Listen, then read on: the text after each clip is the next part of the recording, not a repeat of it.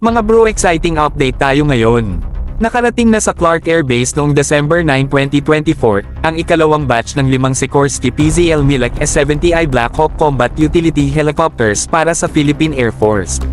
Ito ay bahagi ng malaking order na naglalaman ng 32 units ng Black Hawk na magsisilbing backbone ng ating aerial mobility at defense capabilities.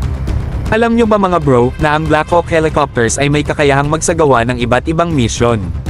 Mula sa combat search and rescue operations, transportation of troops, at logistical support, talagang multi-role ang mga ito.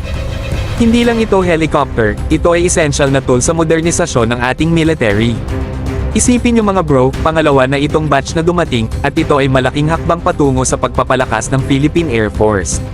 Kung tutusin, magiging game changer ang S-70I Black Hawk sa pagtugon sa mga operasyon na nangangailangan ng mabilisang deployment at efficient na mobilisasayon. Malaki ang magiging tulong nito sa ating mga sundalo, lalo na sa remote areas at mga lugar na mahirap maabot.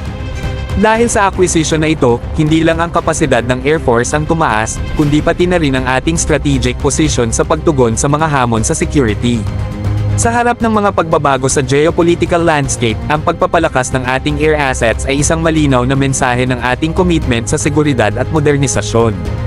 Ang mga Black Hawks ay hindi lang magandang kagamitan, sila ay simbolo ng modernong puwersa at patunay na ang Philippine Air Force ay nasa tamang landas sa pagpapalakas ng ating depensa. I'm sure hindi lang ang mga sundalo ang tuwang-tuwa, pati na rin ang mga Pilipino na nakikita ang mga hakbang na ginagawa ng ating gobyerno para protektahan tayo.